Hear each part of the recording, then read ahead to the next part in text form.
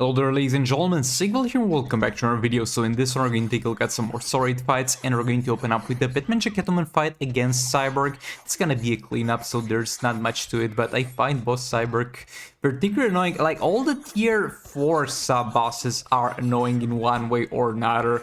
The tier 4 sub-bosses are so much worse than the tier 5 ones. I would much rather prefer to just fight the tier 5 sub-bosses twice. That's mostly because Canary's easy. I mean, it's easy if you can combo interrupt her. If you can't, she'll deal a bit of damage with those lethals. But the sub-bosses in this tier were something different. I'm just glad they're out of the way. Next up, we're gonna fight Boss Superman here. And we're going to use Zatanna here because my League of Anarchy, even with Boss Superman weakening himself with the help of his passive, it's not gonna be able to do the job without a little bit of help from Zatanna and a little bit of a damage increase. Zatanna in there, keep spamming that special 2. Special 1, that didn't hit because he basically jumped over it, but we triggered the passive. Now Harley in there is gonna get to dealing some damage, while the negative effect on him is active. Zatanna back in there. Maybe I should have gone for another stun with Harley. I want to also increase the damage a bit with Zatanna if possible, though she will have to tank the super move, and I don't think she's gonna survive. Spoiler alert, she will not survive. She won't survive that super move, so she needs to get as much damage boost as possible before that happens. Like, she's better, she's kind of the best character in the team of getting Superman's meter all the way to the point where he damages himself because of it, but that's not really her job. Her job was to give us some more damage, and we got more damage. Now it will be about triggering Superman's passive again. And here I kind of waited a bit with Harley to get the super move out of the way, though I think that was a little bit of a mistake, because I should have pushed the lead that we got on his red bar, but I kind of let that go down, and it will take a lot of time and effort to get back up. Harley back in there, she's got some power now, special 2. The thing that's annoying is the special 2 animation is going to be very, very long, and while that animation is going on, we're not gonna generate absolutely any power, and the red bar is going to go down all the way up to the point where he gets hit. That's when it goes back up. Special 2 again. Start hitting his ass. Another special 2. There we go. And one more special 2 should do it, but again we ran out of power. So EPI is gonna get tagged in to generate some. She gets hit a bit there. I was gonna say pretty badly, but nah, she really didn't feel that. But that yet again bought him a lot of time and got his red bar decrease heavily. So here we did 2 special 2s in a row and not doing any basic hits because I really want to get that to proc, and finally we got it active.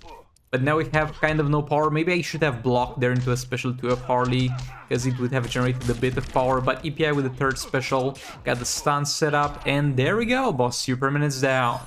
It's just taking a bit more as he gets more health, but this man is still killing himself because of his passive. And we got Speed Force Slash and Amulet of Metahuman. Garbage. Now with Bet on the Drown, so you get the challenge back up, and the gears have a very, very low drop chance. Like, on the main account, I got only 1 gear and that was a duplicate, so the main account Bet on the Drown is going to be the same. But on the secondary account, I only had 1 gear. And now I got extremely lucky and I have 2 gears, 2 separate gears, 2 different gears, imagine that. So I went ahead and those 2 separate gears, they allowed me to basically get a bit more stats in there. Still not attack, still we can't afford the luxury of putting attack on the gears because we need to max out those percentage values. And before this Bet on the Drown on the secondary account had 2 problems. The main problem, which was kind of solved by the Dark Mail cards by sitting on it, was that she didn't have crit chance. She had like 30% crit chance, because I literally could not find any spots to put that without sacrificing crit damage. So we were having a decent amount of crit damage, not as much as we should, but we were sacrificing for the crit chance. So what I was able to do with 1 additional gear was get the crit chance to 60%, so we kinda get crits even when we're off Dark Mail cards, and get that crit damage to 500% while this is active. And as a kind of a benchmark, we had 2.4 damage before this happens, and now that we got one additional piece of gear, it's gonna be 300k additional dot damage for each dot value, and that adds up a lot, and that is huge in the grand scheme of things. And keep in mind that this was crit damage, and this is dark metal cards, so this improvement that might not seem that extremely huge over here, it's going to scale up a lot, because in this already we only have a level 3 Puppet of Zatanna and a level 1 Puppet of Zatanna for the passive stats, so that's really not gonna be a lot of attack we're getting, and she benefits a lot from the attack. As soon as Nars already rolls up and I got a lot of passive stats, she's going to rip ass because of that crit damage finally being maxed out.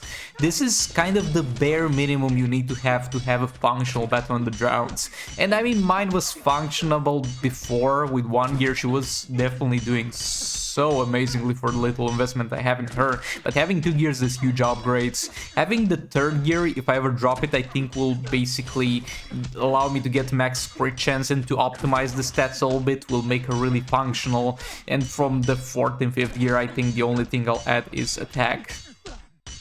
She doesn't need fast stack chance on the secondary account yet, because you normally do want fast stack chance on her, but you only want that if you got like all the gears, because that's not the most important thing.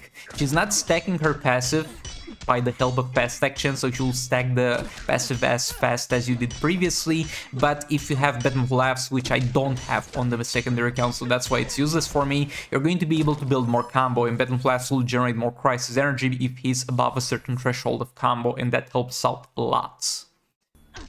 Okay, moving on to the next fight, we have Boss Green Arrow over here. We're going to use the Raven Silver Banshee team. I absolutely love this team. This team is amazing. It's still not working great. Like, look, that's Puppet of Zatanna at level 3 is really hurting the performance of this team. Also, Raven almost got killed there. We were just lucky that Green Arrow was merciful and did not use any special 1 on me when I messed up, because she would have been straight up dead, because still no gears on Raven. Silver Banshee in their 3rd special. We still got the Infinite Power active, which is actually amazing. We were off to a very, very good start in this fight. And the blind expired, and we're off to 0 power again. Raven in there, she's also got a level 1 Puppet of Zatanna, so she will inflict debuffs from time to time. Now I'm just spamming the special 1. We're just spamming the crap out of the special 1. And desperately trying to regain that infinite power. But we're literally not able to do so. All the way until we need to attack Raven back into Reset Darkness. That's how bad we got the luck there. Come on, chop there. Banshee, actually I mistagged here. I pressed the wrong key and I tagged Power Girl, which sucks. But Silver Banshee in their 3rd special, special 1, finally back on infinite power. 3rd special, still on infinite power surprisingly. Raven in there, special 1 to reset the darkness. 3rd special, we're off the infinite power. Trust me, it will eventually work more smoothly than this, we just need to get that lucky streak rolling. 3rd special again, 3rd special again.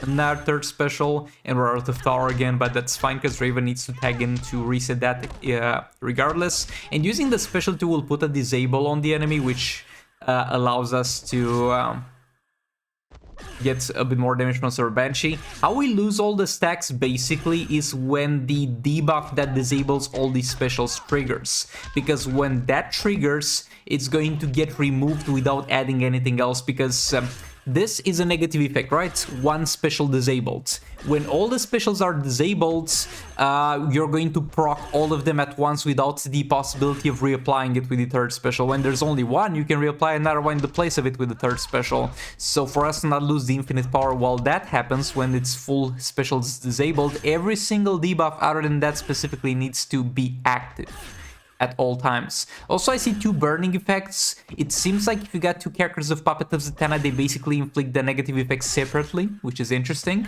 But yeah, thanks so much for watching. Like the video if you liked it, dislike if you disliked it, subscribe for more content like this, and I'll see you all in the next one. Goodbye!